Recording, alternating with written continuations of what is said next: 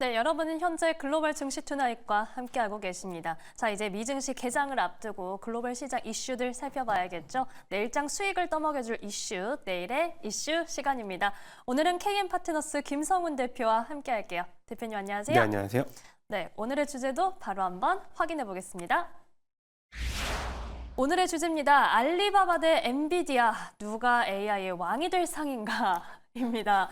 네, 대표님 지금 딥시크 등장 이후로 이 네. 미국과 중국의 패권 경쟁이 확실히 좀 수면 위로 떠오른 것 같은데 먼저 엔비디아 쪽 미국 측 주장 들어보겠습니다. 미국에 대해서 먼저 짚어주시죠. 네, 일단 왕이 될 상 외모만 보자고 하면 네. 젠슨 왕이 굉장히 유리한데 네. 그 시총으로 보자면은 또 엔비디아의 손을 들어보지만은 올해만 수익률로 봤을 때는 알리바바의 이 성장 그러니까요. 세가 네. 굉장히 심상치 않습니다. 그래서 지금 일단은 미국 쪽의 흐름을 보자면 어제 미국장의 흐름에서 이제 캐나다, 멕시코 이 관세부가 발언을 트럼프가 다시 한번 제시를 하면서 이제 다음 주가 되겠죠. 그러면서 미국장이 이제 플러스에서 마이너스권으로 급속하게 돌아서는 모습을 보여줬고, 하지만 최근 이제 이 횡보를 보자면은 이제 월가에서는 UBS라든가 BOA 그리고 웰스파고에서는 연말까지 갔을 때 미국 증시의 강세론을 아직까지 주장하고 있는 모습들이 보여지고 있고요. 네. 일단 전망치를 봤을 때 UBS에서는 고객들에게 보낸 이제 서한을 우리 S&P 500 전망치를 보면은 6,600포인트를 다 제시를 했습니다. 그래서 지금 현재 주가 수준으로 본다면은 10%대 이상의 상승폭은 그래도 나오지 않겠느냐.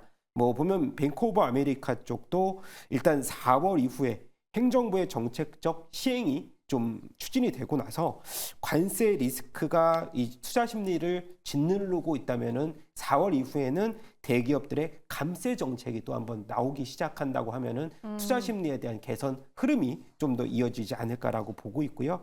일단 웰스파고에서도 UBS하고 똑같은 6,600포인트의 전망치를 내놓고 있는 상황인데 핵심은 그겁니다. 지금 엔비디아 주가 흐름 가장 이제 우리가 관심이 많은 엔비디아 주가 흐름을 보면 작년 11월부터 140불 정도에서 횡보세를 보이면서 이격이 계속 좁혀지고 있는 모습들. 그래서 이번에 26일 날 장 마감 이후에 실적 발표가 어떻게 나오는지에 네. 따라서 미국 증시가 다시 한번 또 강세장을 펼칠 수 있는 하나의 교두보가 마련되는 것이 아니냐 해서 예상은 주당 한 84센트 정도, 거기에서 조금만 비트하더라도 워낙 엔비디아의 주가가 월간 기준으로도 마이너스를 기록하고 있는 상황이기 때문에 우리 연간 기준으로 봤을 때 그래서 상대적으로 먼저 조정을 일단 받아놨기 때문에, 그리고 시각적으로 봤을 때 눈높이가 주가 수준을 보자면 조금 낮아져 있는 상황에서 일정 부분만 비트를 하더라도 저는 엔비디아의 주가 상승 랠리가 빅테크들의 그런 관련 리스크를 좀 더 상쇄할 수 있지 않을까,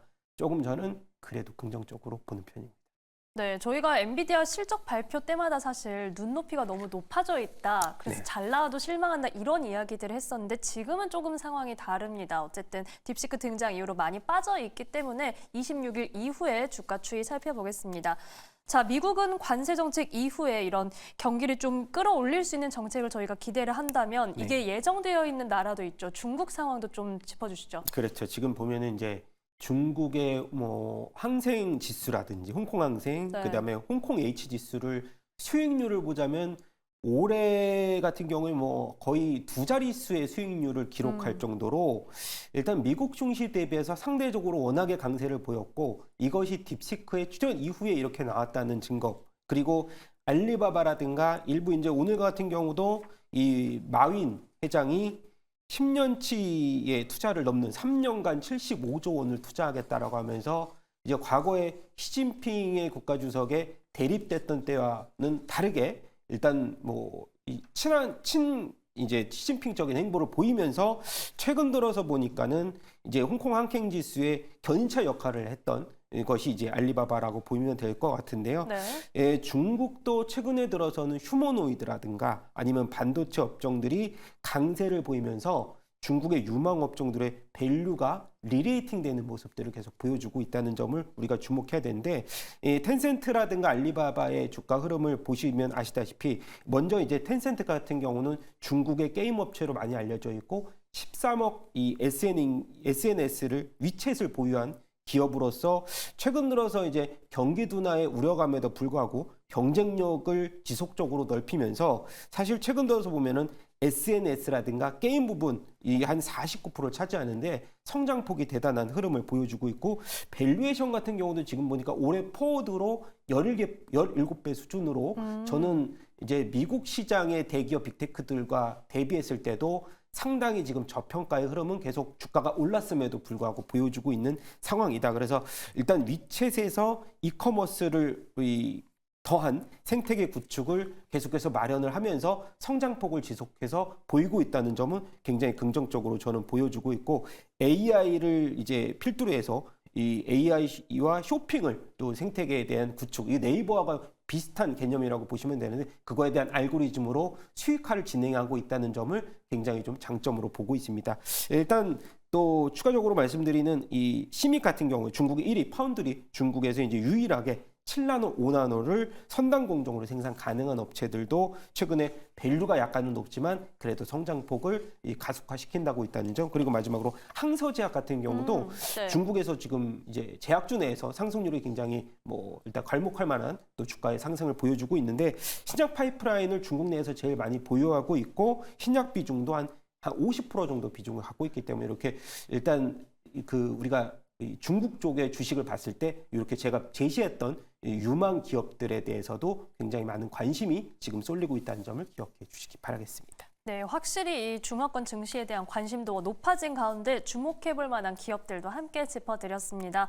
자, 이번에는 전기차 시장 얘기 좀 해보겠습니다. 글로벌 전기차 시장이 들썩이는 가운데 니콜라에서 또 큰 악재가 있었었죠. 이와 관련해서 좀 짚어주시죠. 지금 보면은 니콜라가 2020년도에 서학개미들도 굉장히 관심이 많았던 그랬죠. 종목이고 투자도 많이 했었는데 네. 제2의 테슬라로 불리었다가 최근에 보니까 지금 경영진의 교체를 하면서 쇄신을 하면 이 노력에도 불구하고 파산 보호 신청을 내면서 고점에서 대비해서 보면 좀 0.2달러 정도로 제가 봤을 때는 뭐 고점 대비하면 거의 99% 이상 하락폭을 기록했다고 봐도 과언이 아닌데 니콜라 사태 때문에 이 전기차 시총 이제 2위 업체인 리비안 이제 오리지널 전기차 업체죠. 리비안의 주가도 최근 들어서 하락폭이 좀 두드러지는 상황이고 3위가 니오고 4위가 루시드인데 루시드 같은 경우도 목표가를 최근에 하향을 했습니다.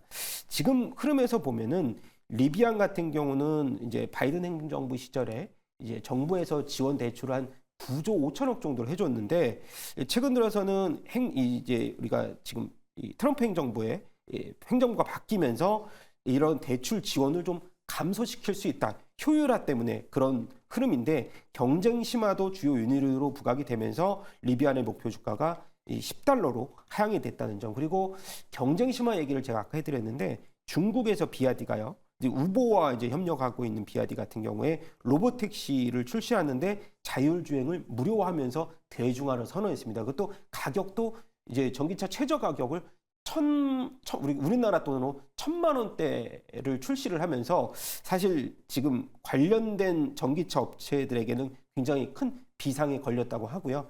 루시드 같은 경우도 지금 목표 주가를 뭐 5달러에서 지금 3달러 이하로 지금 목표 주가를 하향하고 있는데 네. 지금 전기차 시장 전반적으로 봤을 때는 경쟁이 굉장히 심화되고 있으면서 목표 주가도 그렇고 상대적으로 보면은 오히려 국내 시장 같은 경우에 2차 전지 업종이 상승세를 보이다가 오늘도 그렇고 최근 들어서 니콜라 사태 때문에 오늘 이제 국내 전기차 2차 전지 시장이 일정 부분 하락하는 하나의 트리거로 작용을 한 모습들인데 일단 뭐 전반적인 흐름으로 봤을 때는 현재로서는 테슬라의 이제 유럽의 매출 하향세도 그렇고요. 전반적으로 전기차 업종에 대해서는 일정 부분 보수적인 전략이 당분간은 필요한 것으로 저는 생각이 되고 있는 상황입니다. 네, 우리 시장에서는 좀 오랜만에 2차 전지주가 올라오는 듯해서 그렇죠. 기대하셨던 분들도 많이 계실 텐데 우선 전기차 시장에 대해서는 조금은 보수적인 관점 말씀해 주셨습니다. 자, 이번에는 저희가 앞으로 시장에서 체크해볼 전망, 변수 체크포인트 살펴볼게요. 네, 일단 가장 중요하게 여길 게 마이크로소프트의 데이터 센터 축소 얘기가 나오면서 빅테크들의 주가 흐름이 좀 훼손되는 것이 아니냐라고 나왔는데 약 2주 전에 이제 마이크로소프트에서 이제 나델라 CEO가 이 AI 투자, 과잉 투자에 대한 경고 발언을 한번 했었던 적이 있어요. 인터뷰를 통해서. 그때 이후에 나왔던 데이터 센터 축소라서 그런지 몰라도 일단 오늘 워낙에 이 노이즈가 좀 과대되면서 사실은 시설이라든지 전력 지원의 이유로 일부 계약이 종료됐다고 이러한 파장을 조금 더 완화시키는 발언을 했지만은 주가 수준에서는 이미 투자자들의 심리가 조금 축소될 수 있는 가능성들이 좀 있고요. 뭐 거기에서 그나마 우리가 투자처를 하나를 좀 모색을 하자면은 메타 같은 경우는 20일 연속 주가가 상승하면서 그래도 M7 중에서 상승 랠리를 조금 더 이제 우리가 뭐 지켜볼 수 있는 종목 네. 중에서 하나를 제가 선택을 했고요. 컨센서스는 이제 4분기 매출액도 그렇고 YOY 기준으로 20% 상승, 그리고 이제 뭐 EPS 같은 경우도 전년비 대비해서 50% 상승하면서 광고의 ASP 상승의 가속화, 그리고 그것을 AI를 접목시켜서 광고를 수익 모델을 계속 창출하고 있는 상황이고요. 두드러진 점은 비용 통제를 통해서 성장의 속도를 조금씩 완화시키면서 일단 그 인풋과 아웃풋의 조절을 가장 잘했다는 평가를 지금 받고 있는 쪽이 지금 메타인 것 같고요. 또 하나 종목을 뽑자면은 그래도 넷플릭스를 하나 뽑아야 되지 않을까 싶고요. 넷플릭스 같은 경우도 고점에서 일정 부분 좀 종목이 하락을 했지만은 그래도 하락폭이 크지는 않은 저점 하방 경직성이 일부 나오는 쪽인데 전에도 제가 한번 말씀드렸지만은 뭐 일단 이 메타와 넷플릭스를 보자면 넷플릭스 같은 경우는 이 제이크 폴과 마이클 타이슨의 복싱 매치 NFL 이렇게 스포츠 중계를 통해서 수익화를 조금 다각하고 있다는 점이 강점으로 뽑히고 있는 상황입니다. 네, 이렇게 빅테크에 대한 부분들 저희가 살펴봤고요. 이번에는 미러 관계에서 주목할 포인트 찾아보겠습니다. 예, 지금 보면은 러시아하고 미국의 우라늄 수출 관련돼서 트럼프가 이제 우크라이나와 이제 히토류 네. 핵심 광물을 요구하면서 러시아하고는 이제 우리가 알루미늄 개발까지 협상을 시사하면서 이제 브로맨스를 계속해서 유지를 하고 있다는 점이 이 EU의 그런 것을 자극하고 있는 상황입니다. 최근 들어서 보니까 EU 쪽하고 미국의 웨스팅하우스의 계약 건수에 대한 의구심도 나오면서 사실 AI의 투자 축소 때문에 원전주들이 좀 약세를 보이고 있는 상황인데 네. 최근 들어서 아까 말씀드렸던 러시아의 우크라이나 수출을 11월 달에 제지를 했다가 지금 풀어내면서 사실 이러한 그 원전 관련주들에 대해서도 일단 트리거, 하락의 트리거로 작용할 것이 아니냐라고 하면서 관련주들에 대한 전력주라든가 원력주들의 하락폭이 또 우리가 우려감을 낳고 있는 상황인데 러시아 같은 경우는 미국에서 수입하는 이 핵 연료의 35%를 공급을 하고 있고요. 네. 뭐 전 세계에서 우라늄 농축 능력의 44%를 차지하는 굉장히 핵심적인 이 우라늄 쪽에서의 그 수출 국가로 잘 알려져 있는데 네. 최근 들어서 보니까는 이 미국의 원자력 발전 수요의 20% 핵심 공급망을 다시 러시아가 차지하는 것이 아니냐라고 하면서 상당 부분 우리는 이 원자력 관련주들에 대해서 뭐 일단 긍정적인 면보다는 부정적인 면이 계속해서 부각이 된다라고 하면은 일단 이 빅테크 업종들도 투자 심리가 악화되는 상황에서 원전주라든가 관련된 전력주의 이 상승폭을 일정 부분 제한하는 좀 악수가 계속해서 보여지지 않겠느냐. 그렇게 저는 이제 판단되고 있으면서 이 뉴스케일 파워라든가 뭐 일정 부분 상승했던 뭐 컨트레스 에너지의 주가의 하락폭도 한번 우리가 유심히 지켜보시기 바라겠습니다. 네, 지금 말씀해 주신 동안 저희가 뉴스케일 파워의 차트를 좀 보고 있는데 정말 최근에 이 상승했던 부분을 모두 반납하는 그런 흐름을 보여줬습니다. 앞으로도 조금 저희가 조심스럽게 지켜봐야 할 것 같네요. 자, 저희가 이번에 살펴볼 종목은 나이키가 참 오랜 시간 고전했었는데 좀 반등을 하는 것 같습니다. 맞습니다. 뭐 나이키 브랜드 워낙 좋아하시는 분들도 많고 저도 네. 뭐 나이키 브랜드 하면은 굉장히 좀 많이 찾는 브랜드로 생각이 되는데 지금 보면은 혁신의 다시 한번 시작에 불을 뿜고 있는 상황인데 나이키가 이제 2021년 170달러 고점을 찍고 나서 워낙에 주가가 지속적으로 하락세를 보였기 때문에 사실 최근에 이 코닉이라는 나이키의 베테랑 경영진이죠. 작년 10월에 은퇴한 이후에 다시 복귀를 하면서 일단 이 나이키의 혁신에 다시 한번 밸류에이션의 최저점에 가까워졌다는 평가와 함께 주가의 상승을 한번 도모하고 있는 상황이고요. 나이키 주가 수익 비율이 이제 23배 정도인데 일단 워낙에 고평가를 받았던 나이키입니다. 원래 이제 버블이 좀 있었을 때가 40배였거든요. 이제 멀티플이. 그래서 지금 보면은 나이키가 혁신의 엔진을 재가동함에 따라서 재고가 일정 부분 많이 소진이 됐다. 그다음에 유통 확대를 통해서 매출 마진의 증가폭을 기록할 것이다. 근데 여기서 특징점 하나는 나이키가 최근에 헐리우드 이 셀럽이죠. 킴 카다시안의 체형 보조 속옷 브랜드 스킴스와 손을 잡고 올 봄부터 여성용 체형 단련 운동복에 대한 신제품을 출시를 한다. 그렇게 이제 발표를 하면서 지난주에도 한 2주 전에 나이키가 급등세를 보이는 게 이 흐름 때문인데 지금 보면은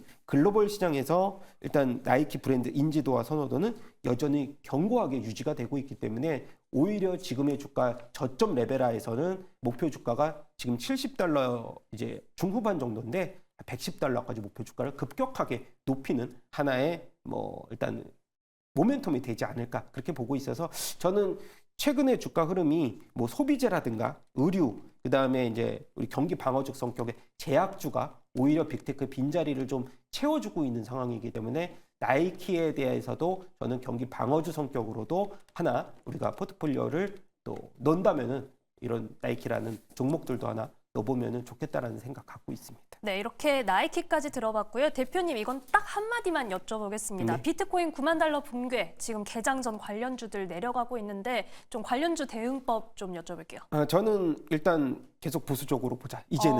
예, 제가 워낙에 비트코인에 대해서 작년에는 조금 네. 더 좋게 말씀을 많이 드렸지만 2조 이상의 해킹범 이것이 이제 뭐 북한의 소환이다. 북한 해킹 조직 유명하잖아. 라자루스라고 유명한데 그런 부분에 대해서 뭐 일단 트리거적인 이제 요소로 우리가 봤지만 지금의 비트코인 시장은 미국의 비축 자산에 대해서 누구나 알고 있는 상황에서 이것을 반등을 더 한번 랠리를 준다. 저는 이미 이 트럼프 당선 이전에 이 올라갔던 모멘텀 그 흐름이 당분간은 좀 소강 상태를 보일 수 있다. 그래서 어느 정도 저점된 반등이 나오겠지만 당분간 흐름에서는 지속하기 어렵다라고 간단하게 말씀을 드려보고 싶어요. 네, 비트코인 관련주 보수적인 의견 주셨습니다. KM 파트너스 김성훈 대표와 함께했습니다. 고맙습니다.